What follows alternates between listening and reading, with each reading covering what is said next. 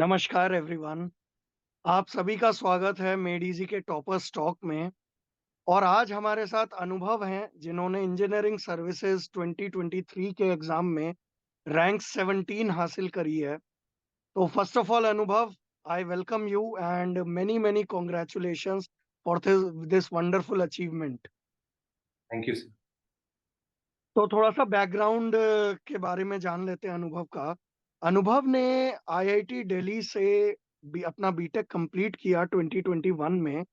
And इन्होंने मेडिजी का online batch join किया 20 gate plus ESC combined course 2020 में। उसके अलावा मेंस एक्सक्लूसिव बैच के भी स्टूडेंट रहे हैं ये। साथ ही साथ interview guidance programme, mock interviews, मतलब मेडिजी के जितने भी हमारे कोर्सेज हैं उन सब में का सपोर्ट इन्होंने लिया है। ये रहने वाले हैं बिहार के। तो अनुभव, सबसे पहले तो आप ये बताइए कि 2020 से लेकर 2021 के पास आउट हो आप, तो यस। 2021 से लेकर अभी तक की जर्नी के बारे में आप मुझे बताओ। हाँ सर। सर 2021 में पास आउट होने के बाद मैंने सिविल थोड़ा प्रिपेयर कर रखा था। और उसके बाद मैंने सिविल को एज ए ऑप्शनल लेके सिविल सर्विसेज का प्रिपरेशन स्टार्ट करा। और 2022 में मैंने सिविल सर्विसेज का प्रीलिम्स दिया, इंजीनियरिंग सर्विसेज का प्रीलिम्स दिया और गेट दिया। तो गेट में सर मेरी रैंक 66 थी। और इंजीनियरिंग सर्विसेज का भी प्रीलिम्स क्लियर हुआ और सिविल सर्विसेज का भी हुआ। तो सिविल सर्विसेज और इंजीनियरिंग सर्विसेज में क्लैश होने की वजह से मुझे ईएससी के लिए ज़्यादा टाइम नहीं मिल पाया 2022 में, जिसकी वजह से मैं इंटरव्यू तक जाके वहाँ पे फाइनल लिस्ट में नहीं आ पाया मेरा नाम। उसके बाद मैंने गेट के रैंक के थ्रू ईआईएल ज्वाइन किया और 2 महीने वहाँ पे जॉब करा। और उसके बाद 23 में भी सेम ही चीज़ करा, सिविल सर्विसेज और इंजीनियरिंग सर्विसेज का दिया। पर इस साल मेरा इंजीनियरिंग सर्विसेज में प्रीलिम्स में अच्छे मार्क्स थे। और इस बार मैं थोड़ा सिविल में, क्योंकि पुराना हो चुका था, 2 साल हो गए थे पढ़ते हुए, तो इस साल मैंने वो जो 25 दिन थे वो अच्छे से यूटिलाइज करा और मेरा पेपर अच्छे हुए, जिसके चलते मेरा अभी रैंक तो 70। तो आपका अल्टीमेट एम सिविल सर्विसेज ही है जिसके लिए आप प्रिपेयर कर रहे हो, और यस सिविल सर। वहां पर आपने अपना ऑप्शनल चुन रखा है। Yes sir. तो इंजीनियरिंग सर्विसेज बेसिकली एक स्टेपिंग स्टोन की तरह है कि सिविल ऑप्शनल ले ही रखा था आपने, तो उसी के साथ साथ आपने इंजीनियरिंग सर्विसेज के पेपर में भी रैंक 17 हासिल कर ली है। यस तो सर। आपको पहले से ही आप मोटिवेटेड थे गवर्नमेंट सर्विसेज की तरफ, बिकॉज आप आईआईटी दिल्ली के पास आउट हैं, तो वहां से प्लेसमेंट वगैरह भी रहा ही होगा आपका कुछ। तो क्या किस तरह से आपका माइंडसेट था कि मेरे को इसी यही करना है, मतलब इन्हीं सर्विसेज में जाना है? सर मेरा माइंडसेट पहले से ही था कि मुझे गवर्नमेंट सर्विस में जाना है। मैं ईएससी और सीएससी को लेके कंफ्यूज था। पहले सोचा था कि पहले ईएससी करूंगा फिर सीएससी करूंगा। पर 21 में मैं ईएससी के लिए एलिजिबल नहीं था एज के इशू के चलते। तो मैंने साथ साथ पैरेलल प्रिपरेशन शुरू कर दिया दोनों का, कि ये ऑप्शनल है तो ओवरलैप होगा तो उसमें काम आएगा। तो आपको बड़े पहले से ही क्लैरिटी थी कि आखिर आपको करना क्या है। That is a very very important thing for a student. तो यहाँ से मैं आने वाले एस्पिरेंट्स को ये बता रहा हूँ कि you should be clear in your thoughts कि आखिर आपको करना क्या है। Then only you can make an action plan out of it. तो अनुभव, जैसे आप सिविल सर्विसेज की तैयारी कर रहे हो, तो मेनली जो टाइम गैप है, जो आपने conventional papers, conventional practice programme किया होगा, उसने आपके प्रिपरेशंस में कैसे मदद करी आपकी? Yes sir. सर जैसे ही प्रीलिम्स खत्म हुआ सिविल सर्विसेज का 28 मई को, तो मैंने कोर्स ज्वाइन किया हुआ था पर उसके वीडियोस नहीं देखे थे। तो उसके जस्ट बाद ट्रांजिशन करने में कोर्स ने काफी हेल्प करा, क्योंकि शुरू के 10 दिन मैंने वीडियोस लूप में दिन रात देखता रहा और क्वेश्चन जो सर करवा रहे थे वो कर रहा था। और 10 दिन के बाद मैंने ये बंद करके उसके बाद पीवाईक्यू और टेस्ट सीरीज 10 दिन लगाए। तो 20-25 दिन ही थे मेरे पास, तो 10 दिन में वीडियो से मैं थोड़ा एक्वेंटेड हो गया सब्जेक्ट से सारे जो और छूटे हुए थे। मेडीजी के कन्वेंशनल प्रैक्टिस प्रोग्राम में जितने भी कन्वेंशनल क्वेश्चंस वगैरह करवाए जाते हैं, वो ऑलमोस्ट उस लेवल के होते हैं, सिविल सर्विसेज के ही एग्जामिनेशन के लेवल के ही होते हैं सारे। हाँ सर, तो वो एक आपको तरह से। दोनों एग्जामिनेशन में उसकी मतलब मदद लग गई होगी पूरा अच्छे से। हाँ सर, वो एक तरह से डबल फायदा था मुझे, वो मेंस का भी तैयारी हो रहा था ऑप्शनल का मेरा उस 20 दिन में, और ईएससी क्योंकि का भी बड़े मेन। सारे स्टूडेंट सोचते हैं कि कन्वेंशनल प्रैक्टिस प्रोग्राम उनका प्रीलिम्स नहीं निकला या गेट नहीं निकला तो कन्वेंशनल प्रोग्राम क्यों करना है।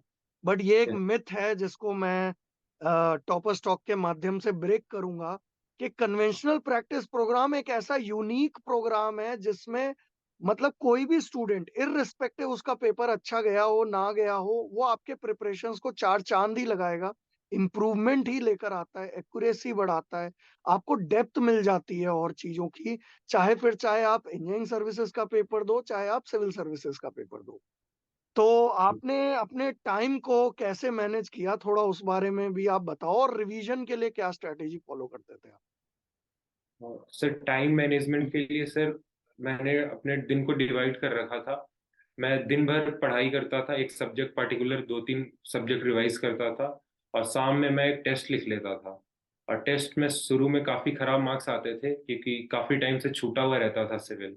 तो धीरे धीरे वो डेली इम्प्रूव होता था, और मैं दीवार पे वॉल पे चिपका लेता था और डेली अपने मार्क्स लिखता रहता था उस पे। और उसमें इम्प्रूवमेंट देख के कॉन्फिडेंस आता था। और फिर एग्जाम जैसे क्लोज आता था तो उसमें टेस्ट में अच्छा परफॉर्म करता था, तो उससे एग्जाम में भी अच्छा करने का कॉन्फिडेंस आता था। और रिवीजन का भी सर मेरा यही था, मुझे ऐसे सब्जेक्ट नहीं पढ़ा जाता है जब तक उसको टेस्ट से कनेक्ट करके ना पढूं, ताकि सेल्फ इवेलुएट करूं या मार्क्स आए तो थोड़ा एक रहता है कि कितने मार्क्स आए इस सब्जेक्ट में या इस टेस्ट में। तो मैं यहाँ पर दो इम्पोर्टेंट पॉइंट्स जो इन्होंने बोले उसको हाईलाइट कर देता हूँ। सबसे पहली चीज तो ये है कि कॉन्टिन्यूअसली आप टेस्ट दीजिए। तो यस। और सेकंड इम्पॉर्टेंट चीज है, सिर्फ टेस्ट दीजिए ही मत, उसमें जो भी मिस्टेक्स हो रही हैं उनको इवैल्यूएट करके नेक्स्ट टाइम जब भी आप टेस्ट दें तो उसको इम्प्रूव करते चले जाइए। धीरे धीरे आपको अपने प्रिपरेशन में इम्प्रूवमेंट फील होता चला जाएगा। तो अनुभव, सब जानते हैं कि सिविल सर्विसेज और इंजीनियरिंग सर्विसेज 1.5 से 2 साल का है, तो एक साइकिल रहता ही है पूरा का पूरा। तो कभी जैसे डिमोटिवेशन कुछ दिन ऐसे हर स्टूडेंट के लाइफ में होते हैं कि ऐसा लग रहा है कि मैं ये क्यों कर रहा हूँ, हो भी पाएगा कि नहीं हो पाएगा, थोड़ा सा सेल्फ डाउट क्रिएट हो जाता है। तो यस। आपने अपने इस प्रिपरेशन के फेज में अपने आप को मोटिवेटेड किस तरीके से रहा, या फिर अपने आप को रिलैक्स किस तरीके से करते थे आप। यस सर, 2022 के दिसंबर में दो रिजल्ट आए थे, सिविल सर्विसेज के मेंस का और इंजीनियरिंग सर्विसेज का फाइनल रिजल्ट। दोनों में मेरा नहीं हुआ था, तो मैं काफ़ी डिमोटिवेट हो गया था और 1-2 महीने कुछ भी नहीं पढ़ाई करा था। लेकिन इससे निकलने के लिए सर फ्रेंड्स और फैमिली तो होते ही हैं, लेकिन मैं एग्जाम्स का यूज करता था। जो भी एग्जाम्स जो मैं दे सकता हूँ, जो कॉमन सिलेबस हो, जो ओवरलैपिंग हो, तो सारे एग्जाम्स मैं देने लगा इस साल। तो सबसे पहले मैंने दिया बीपीएससी का एग्जाम, तो उसका प्री हुआ। फिर थोड़े टाइम बाद इंजीनियरिंग सर्विसेज का प्रीलिम्स दिया, तो उसमें मेरे अच्छे मार्क्स आए 290s में। तो इससे सर कॉन्फिडेंस बूस्ट होता है, लगता है नहीं इस बार होगा, इस बार अच्छा हो रहा है पिछली बार से ज़्यादा। तो इससे सर वो माइंड जो रहता है सर वो ज़्यादा डिप्रेस नहीं होता है, या एंग्जाइटी कम हो जाती है इससे। तो ये इस थोड़ा साल सा इस। आप यूनिक कुछ बता रहे हो कि आप अपने आप को बिजी रखते थे, कि हाँ। रिलैक्स करने का तरीका पेपर देने से ही आप रिलैक्स हो रहे हो, तो आप अपने हाँ। आप हाँ। को बिजी रखते थे। Very yes good, sir. Wonderful wonderful. तो अनुभव आपका, मेडिजी के आपने ऑलमोस्ट सारे प्रकार के कोर्सेज जो मेडिजी प्रोवाइड करता है उस उसके आप स्टूडेंट रहे हो। तो यस। अपनी मेडिजी के प्रिपरेशन के फेज की जर्नी, क्लासरूम की जर्नी, ऑनलाइन जो बैच आपने अटेंड किया, उसके बारे में कुछ मोमेंट्स या कुछ शेयर करना चाहते हो तो वो आप बता सकते हो। हाँ हाँ सर। सर एक्चुअली कॉलेज में मैंने सिविल ढंग से नहीं पढ़ा था, मतलब बिल्कुल ही नहीं पढ़ा था। तो मेरे कॉन्सेप्ट्स काफ़ी वीक थे, स्टील आरसीसी तो कुछ आता ही नहीं था।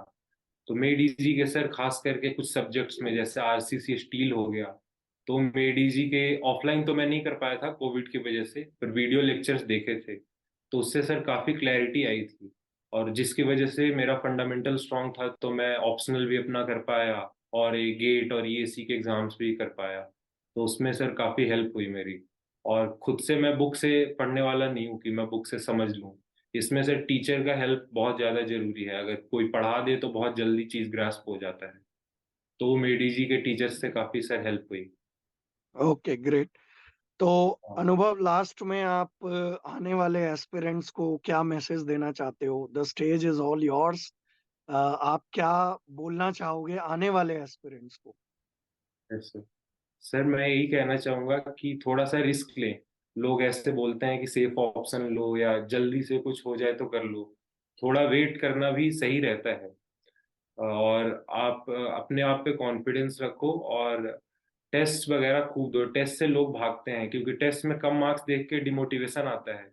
तो बहुत लोग देना बंद कर देते हैं। और टेस्ट ही आज के रूथलेस कंपटीशन में टेस्ट ही है जो आपको एग्जाम क्लियर करा सकता है। और उसी एग्जाम के इन्वायरमेंट को साइमुलेट करते रहिए और वही थोड़ा टाइम लगता है पर हो जाता है। Okay, right Anubhav, very good. So at last I will take this opportunity, आपको और आपके पूरे परिवार को मेडीजी की तरफ से बहुत बहुत शुभकामनाएं और बहुत बहुत कॉन्ग्रेचुलेशंस। एंड आगे सिविल सर्विसेज के लिए भी आपको all the best, because you are constantly prelims अभी आपका इस साल भी निकला है, you have cleared the prelims paper. So उसके लिए all the very best. And आप ऐसे ही आगे बढ़ते जाएं जीवन में, और अपने समझदारी से और अपने विजडम से देश का और एक सेवा भाव से आप इन सब सर्विसेज में, चाहे फिर वो सिविल सर्विसेज हो चाहे वो इंजीनियरिंग सर्विसेज हो, आप कार्यरत रहें, ऐसी ईश्वर से कामना है। बहुत बहुत कॉन्ग्रेचुलेशंस।